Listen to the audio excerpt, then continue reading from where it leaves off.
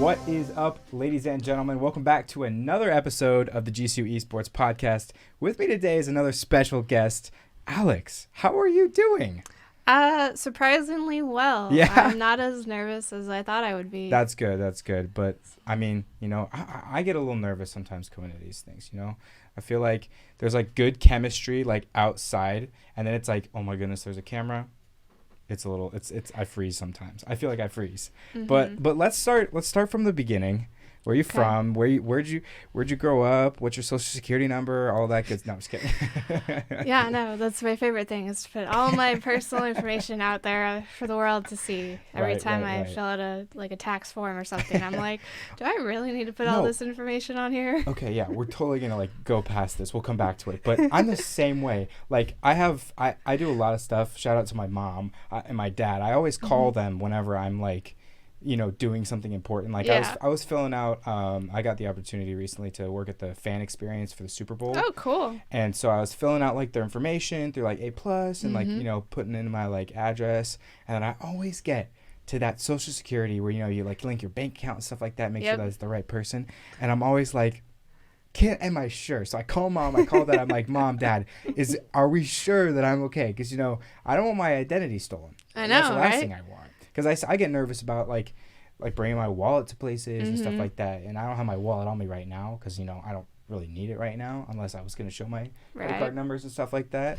But not this episode. Maybe one in never. So, but yeah, no, I guess Social Security. It's a very interesting concept, that whole thing. I don't know. But yeah, let's go back. Where are you from? What are you doing? What's going on in life right now? So I'm originally from here, Phoenix, Arizona, but I've lived most of my life in Yuma, Arizona, which is the southwest tip of the state. Literally, I'm 30 minutes from technically being in California, because you just cross the river and all of a sudden you're in California. There you go. And then I'm about a little bit over an hour, I think, from the Mexican border. So there's that too. Oh, so yeah. it's this nice little small town that grew up in. Yeah. Were there any adventures down to Mexico, with you and your fam, or we'll talk about family soon? So my family did go to Mexico a couple of times on some business getaway trips. But that was really the most I've ever been to Mexico. Oh, okay. Yeah, Gotcha. I never really was just let's go to Mexico for the day. I was nah. Wait, so you said it was an hour? Give or take. Give or take. And Yuma, so southwest, you said. So you said that river. Is that river you can swim in it? Yeah, so it's the Colorado River. Cuts right through Yuma. Yeah. There's a big gateway bridge kind of thing, and it's it's gate to gate bridge, Yuma, Arizona. It's pretty cool. Interesting. Did you do water sports and stuff like that? I don't know.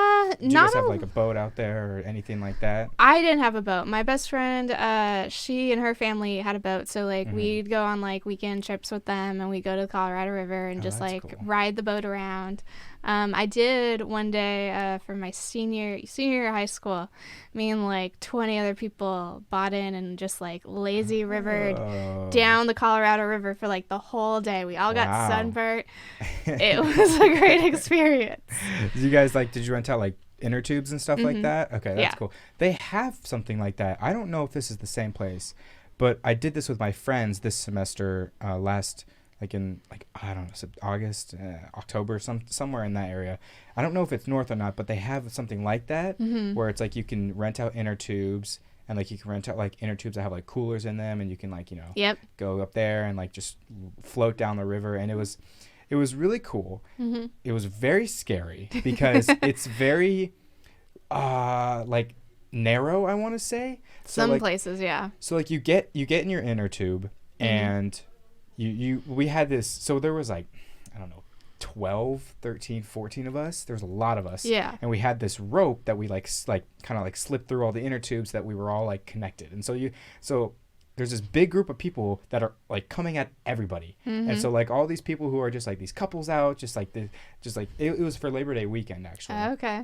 And so it was very narrow. And we get in, it's cold too, because it's a natural river. So we get in the inner tubes and we start floating, and it's like rapids, like right out the gate. And so we're like sitting in these inner tubes, and people are like swimming for their lives, because like this rapid and this current is taking you like straight at this mountain. It's like right at the side of this cliff right here. And we're all like, we gotta push, swim, and everybody's just trying to get out of the way. And me and my girlfriend, I think we get caught, and there's like a bunch of like leaves and like branches and trees that like float, or like kind of like fall over into the river. And so we're like the ones stuck under there, and like I'm in front of her, so I'm like putting my like arms up, and I have like scrapes on my arms after the end of the day, because like there's so many of us that like if someone's trying to pull us away from like the edge, you gotta use so much force, because there's so many of us like hooked on through that rope. But yeah, no, it was a crazy day, and you know, there were a lot of bugs and a lot of seaweed, and it gets everywhere. I'm from California, and I like the beach, but I don't like the sand. I'm not a sand person. But I'm going off on a rant. So you grew up in Yuma. You've been here for how long? I moved back to Phoenix 2013. Actually, 2013. So I've been in Phoenix for almost like 10 years. Wow, that's a thought. What was the like encouragement to move to Phoenix? Was there any reason, or you guys are just like, let's go to Phoenix? So I moved back to Phoenix basically to come here, actually, to GCU. Oh, yeah? I got a pretty good ride scholarship-wise here, so Cool. I was like, and I knew Phoenix. I've been in and out of Phoenix all my life. My grandparents live here. So it was like, okay, I can go live with family, but I can also like be on my own, because I don't have my parents around me, you know, so it was really cool. And That's I just awesome. stayed. And so you went to school here. Yes. What did you study? I studied digital design with an emphasis in animation. Awesome. And so I think we met before this with that animation. We talked about Disney a little bit. We'll talk about Disney now. We'll talk about it later too, because Disney is just a great topic. I love Disney. But didn't you originally told me that that's something you want to be interested in, right? Pixar animations or something like that? No. When I was a kid, I loved watching Disney movies. Like, they're the best. I have this huge like VHS collection of Disney movies. I have some of that too. Yeah. Oh, that's so awesome. That's so awesome. So it's like I have all that. They were just really great. I liked, like, my parents would take us to go see Disney on Ice every once in a while. We'd been to like Disneyland a couple of times. So I just loved Disney. I thought it was a great company. I still think it's a great company. Oh, yeah. And so when I was like, okay, what am I going to do for college? Well, I didn't want to do anything with math, because math. No. Sorry, Dad. My dad's a math teacher, and I'm sorry, Dad, but math is just no one's subject. I mean, it's yours, but you're the only person in the world, so. Yeah, so I didn't want to really like do math as a subject. And I was like, well, I like art. Why don't I do art? Who knows? There's actually a lot of opportunities to be an artist without thinking like, you know, doing your own stuff. You can be an artist and work for another company or anything like that. And I get to do that here. That's awesome.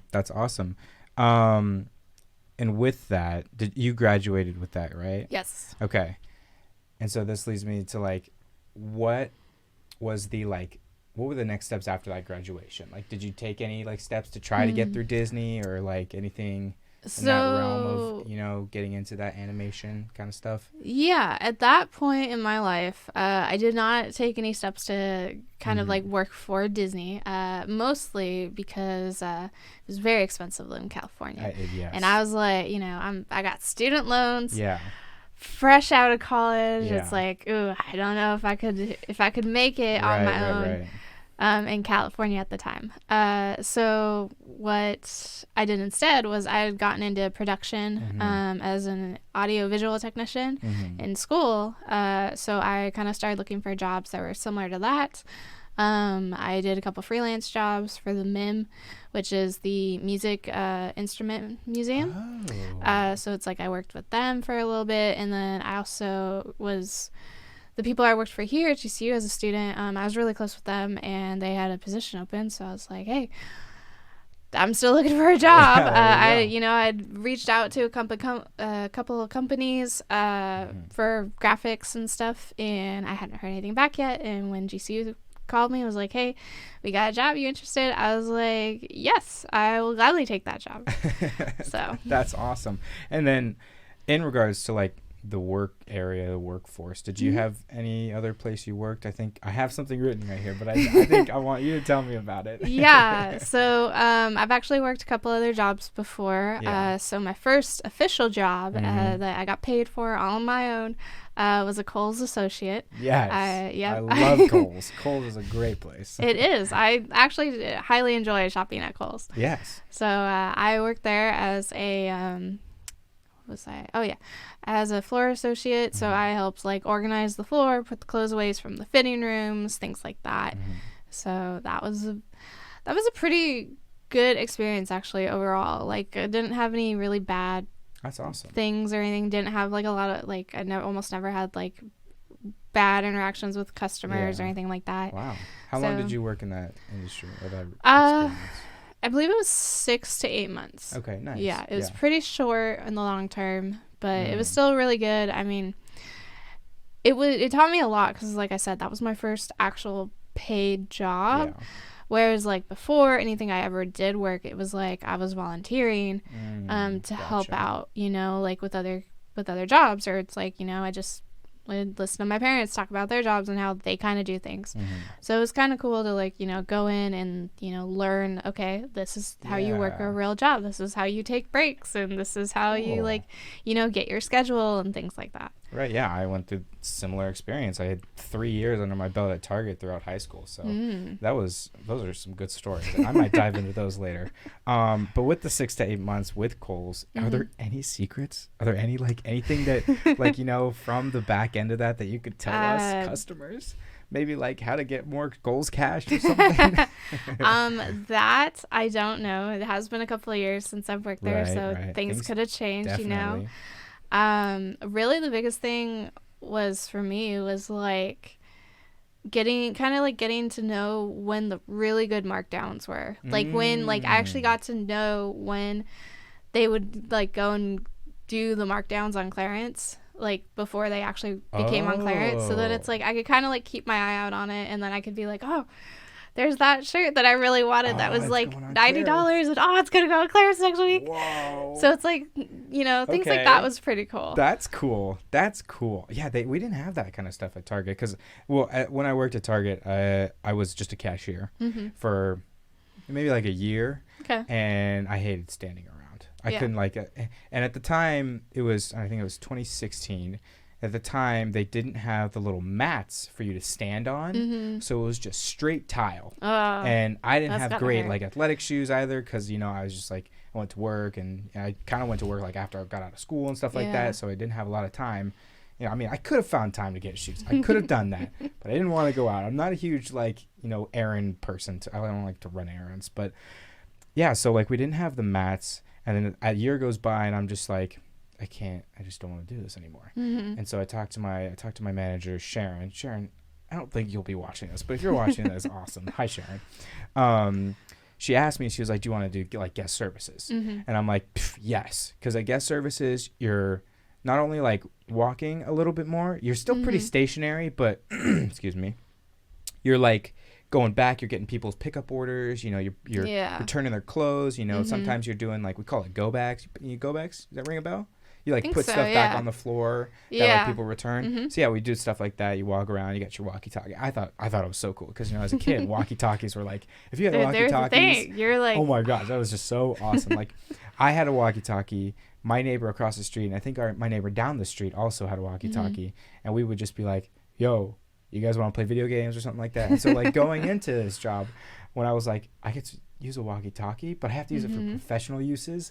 Yeah. So it was just like, can we get an extra cashier to the front of the lanes, please? We're backed up really bad. And it was fun still. And I another story I'll tell is it was Black Friday. I was 17 years old, I think.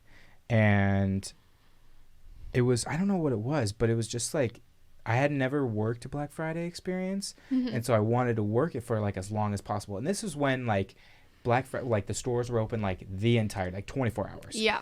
And so I get like scheduled for the Black Friday day, and I'm scheduled to like 11. And I'm like, it's too early. Like I feel like a lot of people really come alive when it's like midnight. And so Yeah. I managed to stay till like 1 a.m. Wow. Mom was not happy because, you know, I'm a 17-year-old kid. My curfew was 12 o'clock, but I mean, I was at work. So I don't know. I mean, I don't remember that interaction, but that was just, it was such an interesting day. And so I bring that up because that was the day that walkie-talkie use was like free range. You could do like whatever. Like there were 10 cashiers, one for each register. We had 2 cashiers on the self-checkout stuff and helping people out.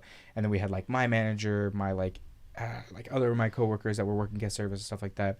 And so I started, it's so funny.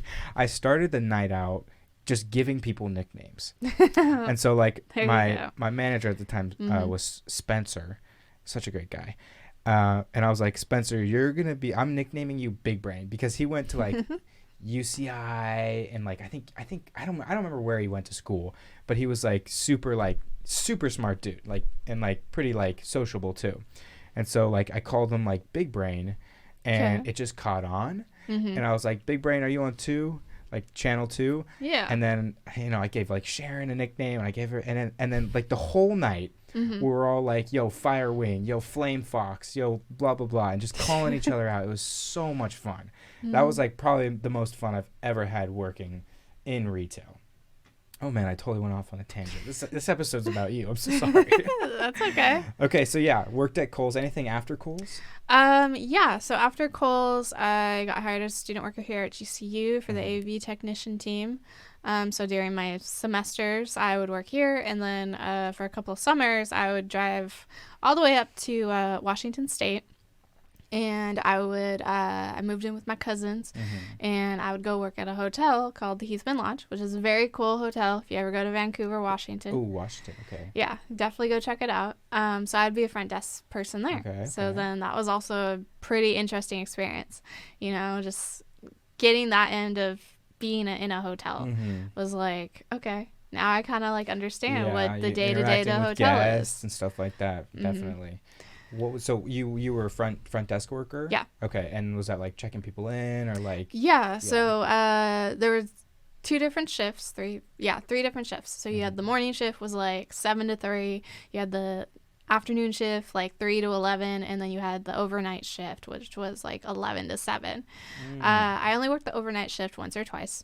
Most of the time, I really was up to doing anything because I was like, my whole point is to come here and work and get as much money as possible. So I will work whatever shift you want me on. So you know, I'd work any of the 3 shifts, and for the most part, it was really chill. Like the people I worked with were really cool, pretty like lax, you know, just like really easy to talk to, like calm people. Yeah.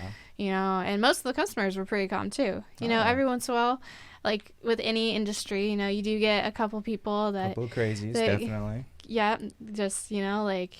Did you ever have to, like, handle any of that? Or I did. I did. Just like, let me just go get a manager. I did have a couple that I had to handle. If they got, like, when they were getting really testy, sometimes I'd be like, okay, let me go, you know, talk to my manager. Because normally around those points in time, most of the time, they're always asking for a manager anyway. Yeah. And sometimes managers would come out and, you know, help out. Sometimes they'd be like, hey, just tell them this, you know, just deal with it. And unfortunately, like, that's just the way it works. Yeah. So you do learn, you know, like, after 1 or 2 of those, you're like, okay, you learn how to be polite and just, like, kind of, like, agree with them and, like, make them feel like, you know, like, they're valued and just try to, like... It's a business. Be people what it is. So, it, man, I'm going to talk about Target again right now. I have an experience. And this is my favorite experience. I tell people this when I was working in the guest service, like, I guess, advocate area. There was this big thing that went on. I can't remember how long it went on for, but a lot of times people would buy baby formula, and they would ship it back home to like foreign countries and stuff like that because it was so much cheaper here than it was back there. And I think it was just like China and I think like Indonesia and I don't know how I like found out this information. And I don't know who, but we had this woman come in one time and she was trying to return baby formula, but we have a very strict policy on if it's opened, we cannot take it. Yeah. No matter what. Makes sense. And so this woman comes in and she's like, hi, I'd like to return this baby formula. And I was just like, I can't do it. It's opened. I'm sorry. It's just policy. I can't do it. I'm so sorry. If I could do something, trust me, I would. But other than that, there's nothing I can do for you. And the first thing this woman says is she goes, oh, so you don't like babies. And like my friend Josh is standing next to me at the time. And he looks over because he hears that. And we both look at each other and we're just like what do we do? Is this like a fever dream? Like, am I like, can someone like wake me up? Right? There's no way this woman said that I don't like babies because I cannot return her baby formula. Yeah. It was the most bizarre thing. And then she went on this whole thing. She was just like, you hate babies. You think that all children should like never be born. And like and I'm just like, ma'am, I can't return your baby formula. It's policy, unfortunately. I can't do anything. Exactly. I can't do anything. All right. No more Target. Maybe Target later. We'll figure if it comes out. So yes, you worked at the hotel. Yep. Anything after that? You were AV technician here. Yeah, right? I started doing the AV technician more like throughout the whole year, because some students, some student jobs you can do over summer, Christmas break and stuff, So I just like do those, and then I graduated, and after that it was like, well, I'm gonna stay in Phoenix because it's just like the best right now. When I graduated, I was moving in with my best friend. She had an apartment and she had a second room, and I was like, hey, I'll help you pay rent. There you go. So it was all good. That worked out. And so after right. And so then, when did you start with esports? Actually, we'll hang on. We'll get back. We'll get to that. So you moved in with your best friend. Yeah. And what year was this? Do you remember the year? 2017. 2017. Okay, and I think this is just about the time. No, I think this is farther down the line. Oh, I can't remember where this goes next. But you started with esports. When did you start with esports? So I just recently started with esports. I've been here for about a year. So okay, so between 2017 and like 2021/22. Yeah. What was going on? So like I said, GCU hired me when I got out of school. Yeah. So there I got hired originally with the AV department for a couple of months, and then there was an opening as a digital coordinator for the GCU arena.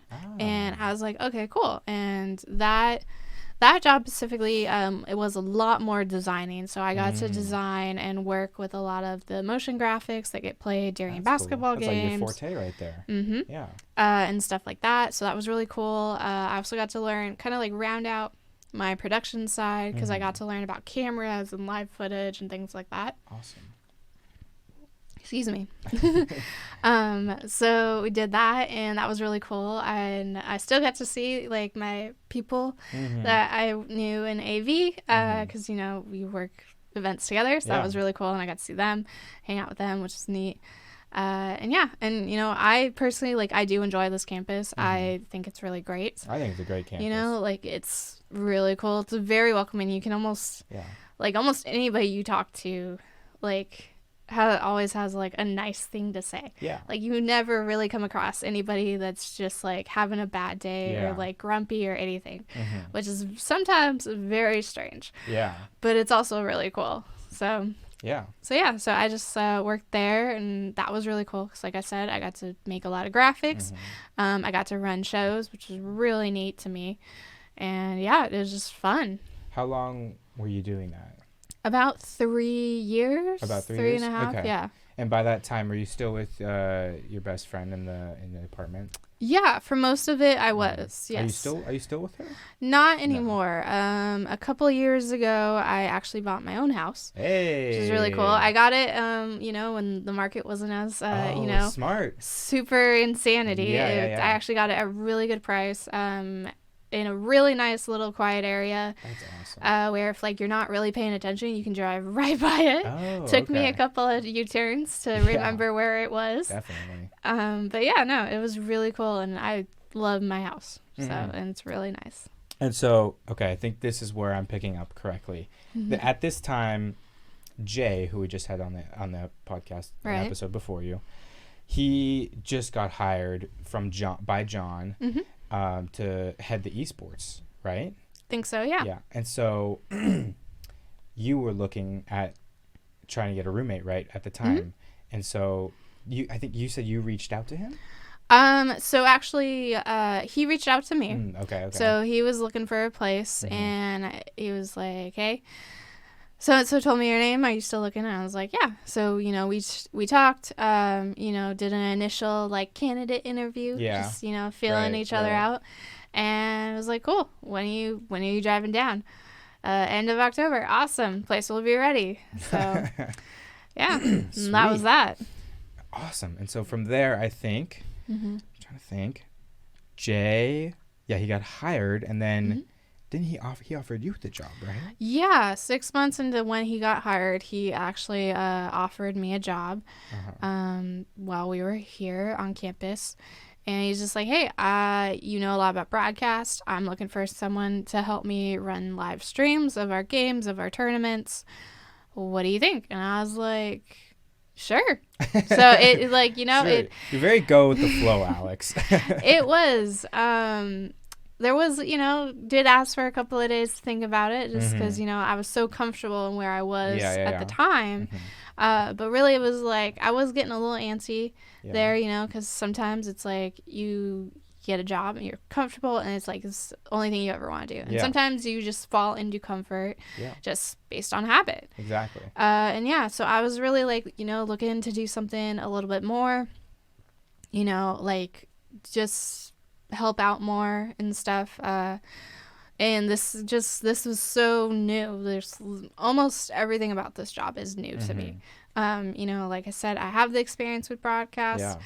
I know how to do live productions and things like that, but like actually taking that and doing a live stream, which is all online, with video games that I almost had never heard of, that was very much a lot. Yeah.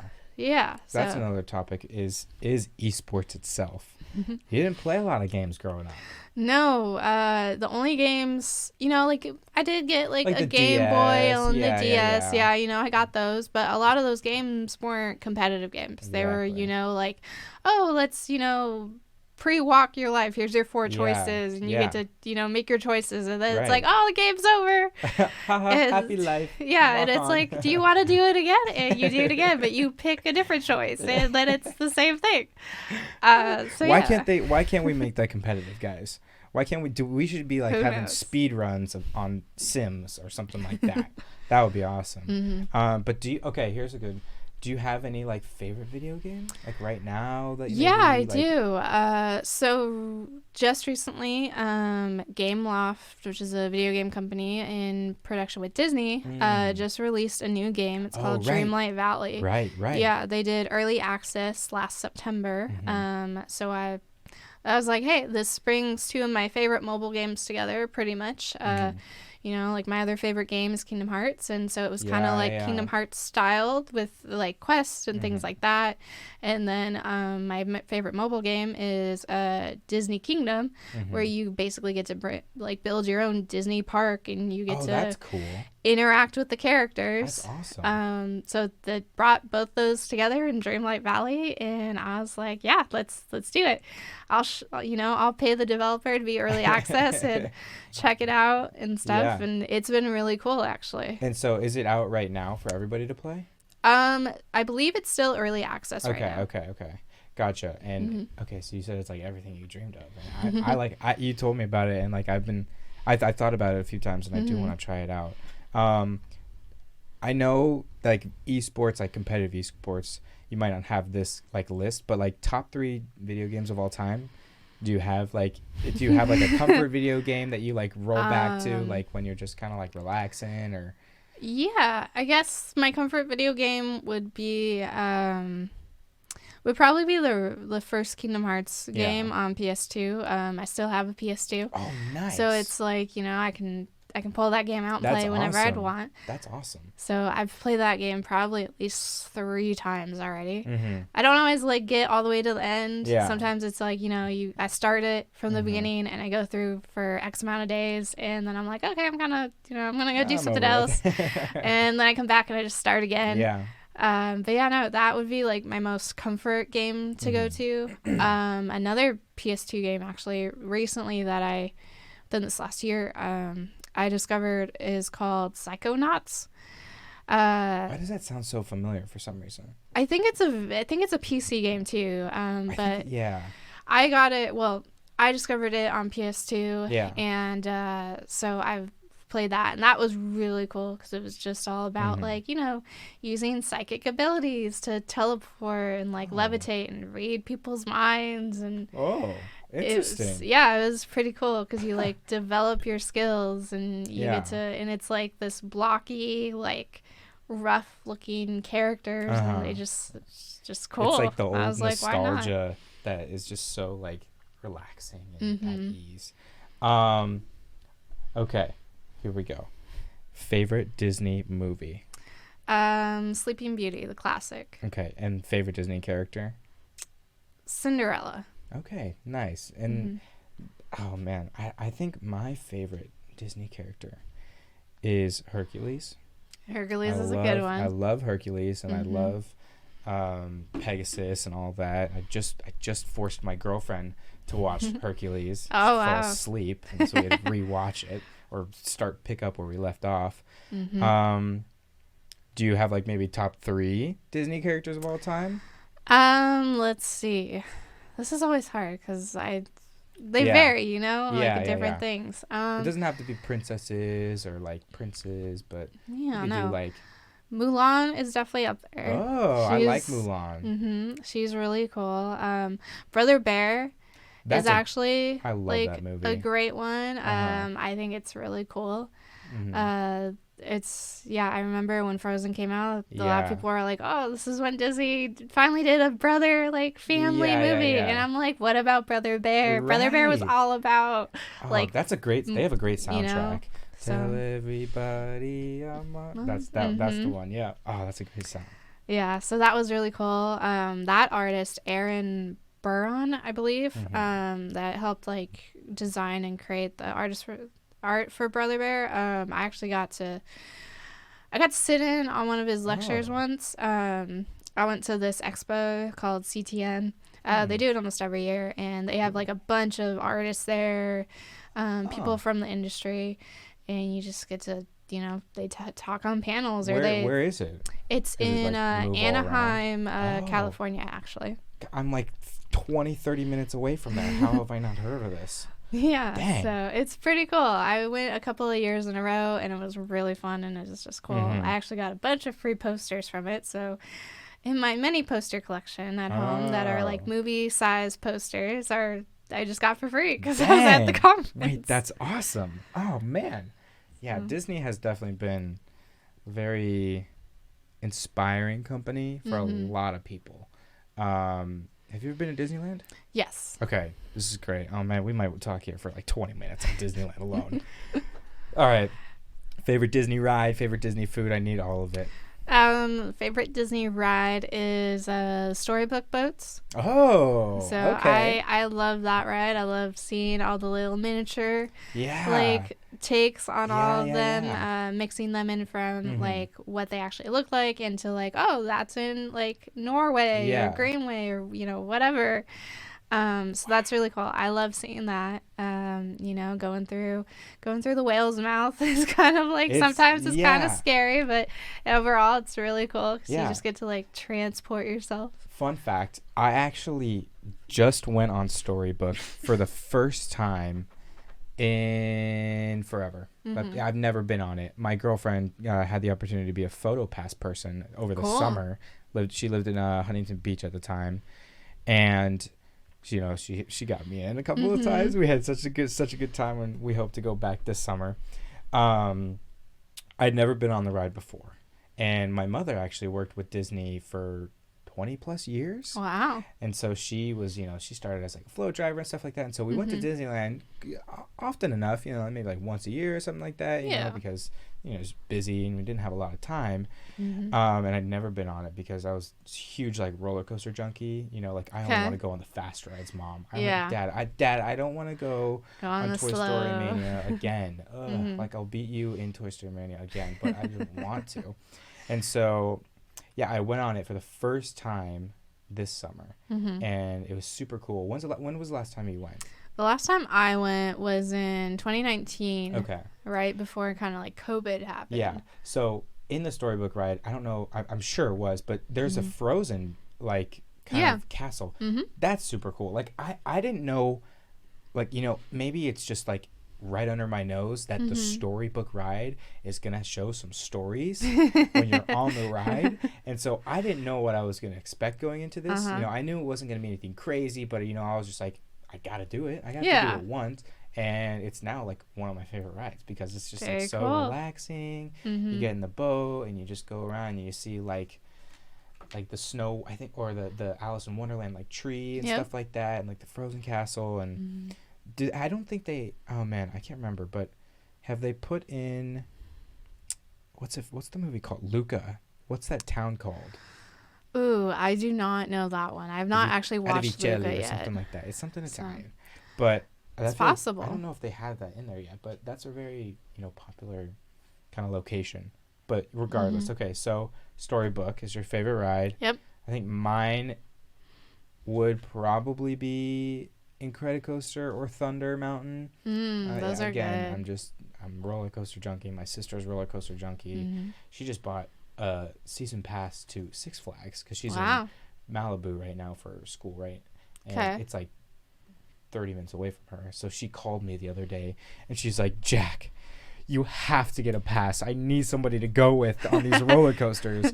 And I'm like, okay, I'm not going to drive 2 hours north of Orange County into like past LA to, I think it's Ventura is where it is, to go to Six Flags. I'm only going to go like once. Yeah. And so like I told her, I'd go like one time, but I'm not going to buy a season pass because I'm here for school. And so I can't really just pack up and go, oh, I want to go to Six Flags this weekend, because that's just like, that's like 8 hours of total driving just to get there. Oh man, I get so off track. It's all good.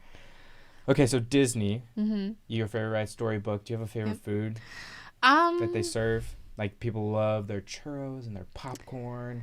Personally, mine is the raspberry macaroons. They have a raspberry Mickey macaroon. It is amazing. I've been like craving it ever since I like see TikToks about it. But yeah, anything? I don't know really. I guess the last time I went, there's like this little shop right by like the New Orleans section, you know, like where you get off the train. And you know, like you're right outside that like bistro cafe place. Yeah. So like there's this little place right by the lake that I for some reason I'm spacing on what the lake's called. Yeah, I don't even know what it is. But you know, like it's right there by the pirate ship and stuff. Yeah. And all they do is serve bread bowls and soup. Oh. And it was like and I don't know. It's like, I'd never tried it before the last time I went. And I went and like the people I was with, they're like, try this, is so good. And I was like, okay. And I did. And I was like, that was the only thing I wanted to eat for the rest of the time I was there. I was like, oh, this is so good. Why have I never eaten soup out of a bread bowl before? Oh my gosh. Okay. I love bread bowl. I know exactly the place you're talking about. My mother put me on the broccoli and cheddar soup bread bowl, and Katie, my girlfriend, if you're watching this, you know that I love bread bowls so much because it's an edible like thing. It's an edible like container. So like you get done with your soup and you just got bread to eat. And who doesn't love bread? And it's great because like the soup's been soaking into the bread as long as you've been eating it. So it's kind of like, so it's like nice and like juicy. It's like soft. Oh, yes. You get me, Alex. Yes. Okay. Any other Disney topics you want to talk about? I'll go to my next page of notes here. Really, I'm just personally really excited to see what they're doing. Like, you know, they're in Marvel superhero related wise. They're in like phase 4 now or something like that. I think Ant-Man and the Wasp: Quantumania starts phase 5. Right, yeah. And it's like they're in phase 5, so it's like it's been amazing to see that whole journey. Yeah. And I'm super excited to see where they're gonna go, especially, you know, like now that they're in a chance to like welcome new characters and things like that. So it's like I'm super excited to see that. Other stuff I've seen, like the Disney's kind of like pre-released during like Disney 23 and everything is just like all their plans for the future just look amazing. Yeah. Like, I love their live action stuff that they've been doing recently, and I'm just super excited to see, you know, like what they come out with, you know. They've got like the new live action Little Mermaid coming out. Yeah, I'm excited to see that. That'll be really cool. Yeah. I think I feel like there's another one. Maybe not. I don't know. Little Mermaid's the only one I can think of off the top of my head. I think so right now. But yeah. What about family? Tell me about family. You got a brother, right? I do. Yeah, I have a brother. His name is Nick. He is going to school to be a dentist in Omaha right now. So if Nick ever watches this, good luck, dude. Yeah, like, good luck. He's been doing really good. So I need a new retainer too, Nick. So if you want to help me out with that. Yeah, he's not an orthodontist, or I don't know. Wait, dentists, can they do both? I think it's a specialty. Oh, okay. Yeah. So the way I hear it is like just be a normal, regular dentist. You go to school for 4 years. Then if you wanted to be like an orthodontist or specialize in wisdom teeth removals, things like that, then you have to specialize for another 2. Yeah. Ooh, that's 10 years of school? Yeah. It's a lot. It's at least like 6 just after your initial like high school and stuff like that. So, but yeah, no. So that means free teeth cleaning for you at least. That's the hope. we have no idea though. It all depends on like what he decides to do. He loves the outdoors, so he's also like thinking about like being a mobile dentist. Dude, oh my goodness. So it's like is that a thing? Dude, does that exist? Mobile, like maybe it could. I'm sure put a dentist office in like an RV or something like that. Yeah, that would be awesome. Oh man, then he could come out here and give me free teeth cleaning. That would be amazing. I see right here. I wrote this down. Family dentist practice. This was like something that you mentioned in our like pre-meeting. Yeah. So that's like our like family joke is that my brother will have the business. My dad will be like the patient source, so he'll like go get the patients and stuff. The recruiter, and my mom will be like, you know, the receptionist, the scheduler, everything like that. She'll do all the billing, and then I'll do all the, you know, the designs for in the office, do all the like ads to go out to social media and like, you know, bus stops and all that stuff. Oh yeah, that's awesome. So, do you have like maybe what the name of like the practice would be called? Did you guys ever like funnily come up with like? Not for the dentistry. We do have like a running joke for a restaurant though. Yeah, what is that? We would call it basils. Basils. Yeah, like it'd be like oregano's, except it'd be basils in thyme. So that's funny. I love oregano's, by the way. I'm a huge pizza person. Yeah, I think my family, we come out here every now and then. Not as much anymore because we're all grown up. Like for vacation over the summers, like growing up. And oregano's, like, that's what we looked forward to. I don't know how we found it. Maybe I'll have to ask them about it. But I mean, I don't know. I was just really young, and at the time, I don't know if they still do it now, but they would serve like the younger kids like just dough. They would put like dough on like a plastic or like on like a pan. Yeah. And you could like make whatever you want with the dough, and then they would cook it and bring it out to you. You could eat it. And so like I used to go with another family, and we used to make like pretzels out of the dough, and then we'd just be like making like our own pizzas out of the dough, but you know, no sauce, no cheese or anything. It would just come out like a flat piece of bread. But I thought that was really cool that they do that. I don't know if they still do that or not. I'll have to go back and check. I'm not sure if they still do that, but I feel like I've done a similar experience to that. I don't know. I don't remember if it was at like an Oregano's or if it was at some other Italian pizzeria type place. Right. But I do remember like getting like dough and getting it to form it, and then they like brought it out cooked, and it looked all different than what you thought it was gonna look like because it expands and stuff. Yeah, we would make like the little pretzels with like just this amount of dough, and then like the pretzel that was like formed perfectly. I don't even know how to make it. I'm trying to make a pretzel with my fingers right now, and it would just be like all smushed together in the middle because it was just expanding. But yeah, that's awesome. So esports now, you've been with GCU for, you said, about a year. And over like with esports or like overall? With esports. With esports GCU for a esports. year. Yeah. Okay, and how's that been? How's that experience? Did you expect what you come to fruition right now? Is there like more that you want? Anything like that? It's definitely been a big push out of my comfort zone. You know, like being the person, you know, like final say for like student workers and like what we're doing is very different than what I've been used to.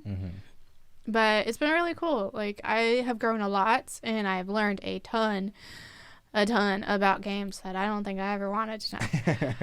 But I've learned a lot and it's been really cool. And it's just really neat to like, you know, see these things come about, you know. It's like it's been pretty interesting to like watch, you know, like our League of Legends team that just won the championship last semester.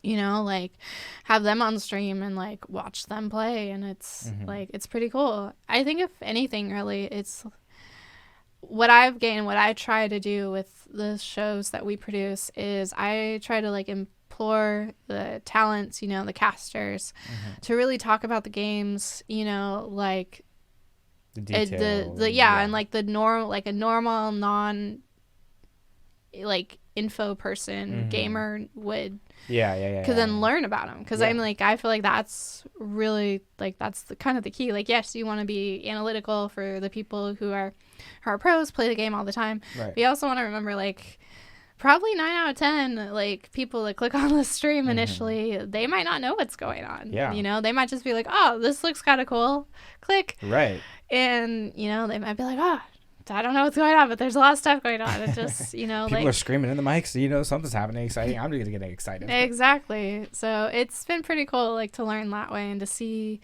how they like evolve and things like that. Yeah. So the broadcast, I want to thank you personally because you gave me that job. You gave me this job too as the podcast host. I've had a lot of fun with it. Funny story actually. When you called me that, I don't remember what it was. When you called me that day to like say like, hey Jack, are you coming back to like the esports to do broadcasting? I was like, yeah, totally. And then I'm not gonna lie, I was laying in bed. I like just woke up. And I was on my phone for like 10 minutes and I was like, oh, it's Alex. I was like, hey Alex. And you were like, yeah, you want to come back? And I was like, yeah, I want to come back. It's been so much fun. And then we've been doing this. And then you were like, what are your thoughts on doing the podcast? Like, we're starting a podcast. Do you want to be the host? And I was like, yes. Yes. And you're like, great, okay, we'll figure that out when you get here. And so pretty much. And so it was just like funny because I'm like, it's like I sleep in a lot, so it's like 11 a.m. I get a call and I'm all of a sudden a podcast host, and I'm just like laying in my bed. I'm like, what just happened? What it's been like 10 minutes and like a whole like new like experience is happening in my life. And it's been so fun, and I'm very grateful that you gave me this experience because I think, you know, it kind of sheds some light on like what it's the inside of esports and just GCU itself. No, so, yeah, it does. Super grateful with that. I don't know what else. Do you have any questions for me? Oh, I do have one more question for you. I asked this on all the podcasts. It's about this paperclip. If you're like a continuous watcher, you're like, oh my goodness, this guy and his dang paperclip question. But I have to ask it because I always am intrigued on what people answer with. Okay. So you have a paperclip. You can hide it in your house, wherever you want. Okay. And for the next 24 hours, a personal investigator or like a professional paperclip finder, the best of the best, he's gonna come to your house and rip it apart and try to find it. Okay. If he doesn't find it in the 24 hours that he gets, you get $1 million. Where do you hide your paperclip? Where would I hide my paperclip? Where would you hide it? Where would you hide it? And that way, like, this guy, he's not going to find it. And you get $1 million. So I guess personally, the first thing that comes to my mind is I would probably hide it, like, in my cat's litter box. Just because, like, you know, 9 out of 10, normally people don't want to go anywhere near animal excrement, you know? I am one of those 9. Yes. So it's like, even if he did search it, it's like the likelihood that he would find the paperclip while sifting through the whole litter box, it's like, isn't as high. Because, I mean, I don't know if you've ever seen a cat litter box. I've seen one, but it's like, there's a lot of stuff in those litter boxes. And so it's who knows? It could get buried in some other stuff. Yeah. And you might never find it again. Oh man, yeah. I don't know if I would want. If I was a private detective trying to find this paperclip, I don't know if I'm searching through a litter box. Mm-hmm. But you said you had a cat. Yes, I have 2 cats. Two cats. What are their names? What kind of cats are they? I don't really know what breeds they are. I adopted both of them. Mm-hmm. Their names are Mimi and Jasper. Mimi and Jasper. Yeah, Mimi is about 15 years old. Oh. I've had her for a very long time. Awesome. She's just like an old lady. She's just like super relaxed. Yep. She's like, this is my house. I go where I want. I will sleep all day, and I don't get up for anybody. That's so awesome. But she's awesome. I love her. And then Jasper, he's pretty new. I got him about 2-3 years ago. My brother had a friend who would help like foster animals and things like that. Awesome. So she had a pack of kittens, and she was looking to get them adopted before actually sending them to get like adopted in stores. And I stopped by one day, and I was like, these are adorable. I want another one. And and so I mentioned that, and my family was like, yeah, maybe think on it. And I was like, okay. And a couple weeks went by, and she reached out. Hey, you interested? I was like, yeah, I've been thinking about this since I saw them. Yes, I will take one off your hands. So yeah, I love cats. I love dogs too. I have a dog myself, Duke. He's so cute. He's a cocker. He's a cockapoo. So we say he's cute as a cocker, smart as a poodle. And he's very smart. We have this thing in our house for when he needs to go to the bathroom. We have a bell on next to the door. Yeah. And we taught him to ring the bell with his nose. He like bumps it with his nose, and that means he has to go to the bathroom. Nice. And he's now like he's about 10 or 11 years old. Okay. And he's like we say he's so smart because he's gotten to the point where like if he's like panting and he just wants to like get some air, he'll ring the bell and just sit there and let the air hit him. And it's just so funny because like we'll be sitting there watching like a sports game, me and my dad, and he'll ring the bell and we'll be like, do you actually have to go to the bathroom, or do we just need to have the door open? Because the door open, like we have a slider so like bugs don't get in. And so like we don't want to put it out because if he actually does have to go out, then we don't want to have to like get up again because he has to ring the bell. Exactly. And so he just sometimes we're like, Duke, do you actually have to go to the bathroom, or you just want the cold air on your face? And it's just like so funny because he's so like, I don't know, he's just so smart, and he just knows his way around. But yeah, no, I taught my cat how to go through a doggy door. Oh, so my cat actually goes through the doggy door. That's awesome. Hangs out outside, comes back. Awesome. We swear he thinks he's a dog because there's this huge pile of sticks that's right outside the doggy door. And most of them are because he couldn't get them through the doggy door. That's so funny. Because he'll just bring sticks in and play with sticks and leave them all over the place. Wow. And recently, I was watching him outside the other day, and he's chilling, and he gets up and he walks to the middle of the yard. I'm like, okay, what is he doing? He starts digging a hole. He's literally he's digging a hole. He has this hole that he like repeatedly digs into and then sits on and then fills in every day in the middle of the yard. And I'm just like, it is. Yeah, he's a dog. You really think you are a dog? In his past life, 100%. He was like, I'm a dog in my past life, and he got reborn. And he was like, I'm a cat. I'm totally gonna throw off my owner, and I'm gonna dig holes and fetch sticks, and I'm going to do all the things that dogs do, and people are going to think I'm crazy, but they just don't know I'm messing with them. That is funny. Oh man, that is so funny. I couldn't imagine just like walking outside and my cat is digging a hole and bringing in sticks. That's so funny that you taught him to go through the doggy door too. That's awesome. My dog unfortunately does not like the doggy door. We put it in our garage, and I think I am at fault for the reason why he doesn't like the doggy door because I was very young at the time. I think I wasn't very young, but he was new to our family, and I was young and still maturing. And we had the doggy door because we weren't home because we were at school. My dad's a teacher at the high school I went to. My mom was at work. So from like 8 o'clock to like 4 o'clock, no one's at the house, and so we want to make sure that he can get out and stuff like that. And so we put the doggy door in, and we're trying to train him, go through the door, have the treat on the other side of the door, push. And so I take into my responsibility. I think I can do it. Yeah. So like I'm the one climbing through the door and climbing in through the door and like showing him how to do it. And he's like good. He's like patting at it. And he's pushing it. Yeah. And so what I do is I like try to give him a little push to like go through the door, and he like freaks out and he goes back, and the doggy door still is there to this day, and it's never been used for like 10 years. Oh wow. But yeah, it was interesting. Okay, so esports, your whole, experience so far. Yeah. Scale of 1 to 10. How is it? It's about a 7. Yeah? Yeah. So it's obviously tricky, all the lingo that like flies around for like games and stuff like that, picking on that. But yeah, a 7, that's good. Yeah. Most of the time I like it. It's really cool. But there are, like any other job, there are a lot of, like, there are challenges. I'm still getting used to the schedule structures, things like that. Like you guys compete in multiple leagues in a year, whereas I'm used to traditional sports where you have your 1, maybe 2 conferences, and you don't play them at the same time. Yeah. You do the one all the way through, and then you do another one.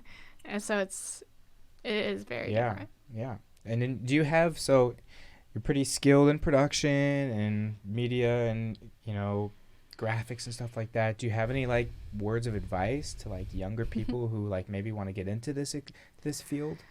I would say really, if like my advice to anyone, I actually, a friend of mine, she reached out to me and said she wanted me to give advice to somebody over the summer. So actually I've done this recently. Yeah. My biggest advice is if you want to be a graphics designer, you want to make posters for your life, you want to make advertisements for your life, just buy the programs. Like buy the programs. Start like, just throwing things together on paper, throwing them on through like Canva or something, and just figuring out what works, what doesn't work. Yeah. Like rebrand some, like, for instance, you can rebrand a existing brand, like, and it's like it doesn't go anywhere. Like it's literally like all you're doing is you're trying it out, you're practicing, you're seeing what works, what doesn't work. That's really most of the time, 9 out of 10, that's the best way to do it. Yeah. Just with anything else, it's like just start doing it, throw stuff at the wall and see what happens. Another thing I always suggest too is if like, especially when it comes to like wanting to do this in college, is college classes are so different than high school classes. Okay. So it's like and you might not know, you don't always get taught the same way, right? So it's like if you wanna study English, you have a community college. Most of the time those classes are pretty cheap. Take an English class at a community college, get a feel for what, a college class is. Yeah. Because then you can really learn, okay, I want to learn that way. Other times you're like, I don't want to learn that way. I just want to look up YouTubers and watch YouTube tutorials all day and do it on my own. And that's totally cool too. So it's just like, that's normally my most advice. Another thing that I'm personally not very good with, but I know is very good to do, is networking.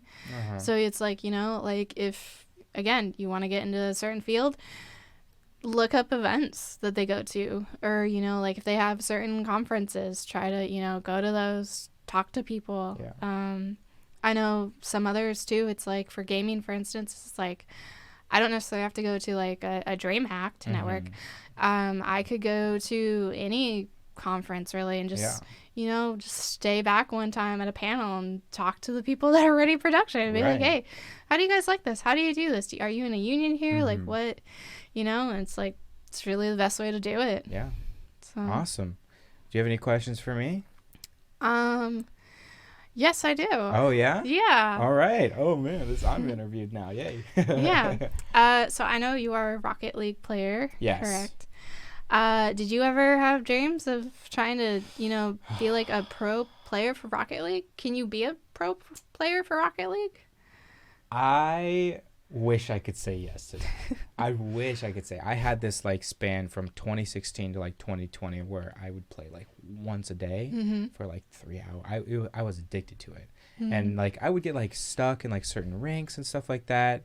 I did this thing where I was playing this game about a year ago with my buddy Aiden. Shout out to you, Aiden. And we were just climbing through the ranks. Just like for some reason, we just couldn't lose for some reason. Wow. And I was like, I think I was the second highest or the third highest rank at the time. I think it was Grand Champion 2. There's GC2, GC3, and then like SSL. And that was like the highest. And we were just like grinding. And I don't know what happened, but we just like kind of stopped playing for some reason. You know, I got busy with school and stuff like that. And yeah, it was a dream. You know, I'd love to be a professional Rocket player because I still play to this day, and it's just so much fun. You know, I think it's the most hand-eye coordinated game that you need because there's so many different like movements and all the different variables, you know, positioning and stuff like that. It's definitely, you know, it definitely takes a toll on like where you like put yourself in the game and stuff like that. So yes, I wanted to be a professional regular player, but realistically, sticking to broadcast. Okay. Sweet. Is that it? That was my burning question. Alrighty. Well, that will do it then for this episode. Thank you guys again so much for watching. We appreciate all of the help that you guys support us with. Jack, Dixon, Alex, Roland. Dang it. Oh, dang it. It's okay. A lot of people get it wrong. The W, I was like, I don't think it's ow, but okay. But yeah, thank you guys again for watching. Make sure to like, subscribe, notifications, all that good stuff so that you guys can see the newest episodes coming out. We have Marissa. Yes. Coming on next. So make sure to keep an eye out for that. Any other words? You know, live your best life. You know, do stuff that makes you happy. Never going to go wrong with that. There you go. We'll see you guys next time. Thank you guys so much for seeing us. Peace out.